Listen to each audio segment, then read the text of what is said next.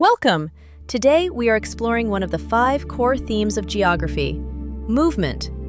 When geographers talk about movement, we aren't just discussing physical exercise or transportation. We are examining the spatial interactions that connect humans and places across the globe. Movement answers a fundamental geographic question: how are places linked together? And how does the flow of people, goods, and ideas shape our world? Geographic movement breaks down into 3 interconnected channels. Movement of people, migration and mobility. Why and how populations move, whether voluntarily for trade and work or involuntarily due to displacement. Movement of goods, trade and commerce. The physical flow of raw materials, manufactured items, and economic resources through transport networks. Movement of ideas, cultural diffusion.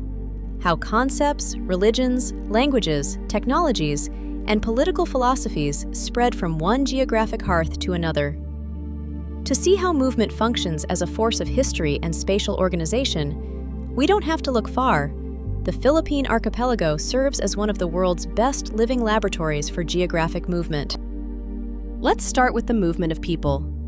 Long before modern borders existed, the geography of the Philippines, an archipelago of over 7,000 islands, demanded maritime mobility. Thousands of years ago, Austronesian-speaking populations migrated southward via advanced seafaring technology, navigating open seas using the balangay.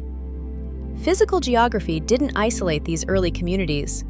The ocean acted as a highway connecting coastal settlements, barangays, across Southeast Asia. The modern diaspora. Fast forward to the 20th and 21st centuries, and the movement of Filipino people transformed into a global phenomenon through overseas Filipino workers, OFWs. Economic pull factors abroad and push factors at home created labor migration channels that move millions of people to the Middle East, North America, Europe, and maritime shipping lanes worldwide. Geographic movement changes both the destination and the origin. Remittances flowing back to the Philippines reshape local village landscapes, housing architecture, and regional economies. Let's start with the move.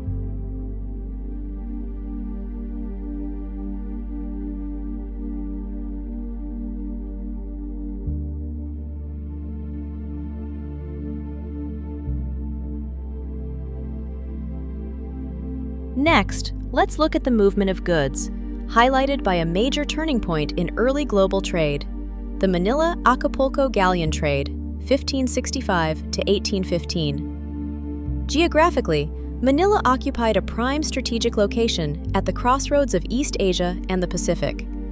The Spanish Empire recognized Manila Bay as a natural harbor capable of linking the wealth of Asia with the markets of the Americas and Europe. Chinese silk, porcelain, spices, and ivory were brought to Manila.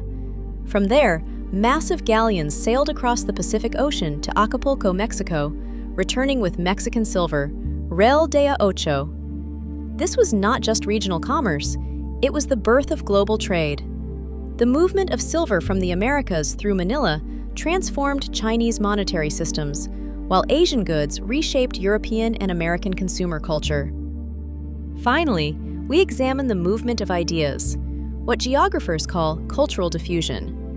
When people and goods move, ideas inevitably travel with them. Religious and cultural integration. Early maritime trade with Arab, Indian, and Chinese merchants brought Islam to Sulu and Mindanao in the 14th century, followed by Spanish colonization introducing Catholicism in the 16th century. Both reshaped the cultural landscape, architecture, and governance of the islands. A major geographic event that accelerated the movement of ideas occurred with the opening of the Suez Canal in Egypt. By drastically cutting the sailing time between Europe and Asia, the canal facilitated the flow of European liberal philosophy, literature, and news into the Philippines. This faster connection allowed affluent Filipino students, the ilustrados, such as Dr. Jose Rizal, Marcelo H. del Pilar, and Graciano Lopez Jaena, to travel to Europe. They absorbed Enlightenment ideals, nationalism, and democratic concepts, sending these revolutionary ideas back home through publications like La Solidaridad. The physical movement of individuals enabled the spatial diffusion of nationalism, ultimately sparking the Philippine Revolution of 1896. To conclude, movement is a core engine of geographic change. Whether looking at pre-colonial sea voyages, 16th century trade networks, 19th century political ideas, or modern global labor flows, the movement of people, goods, and concepts has continually reshaped the spatial and cultural landscape of the Philippines.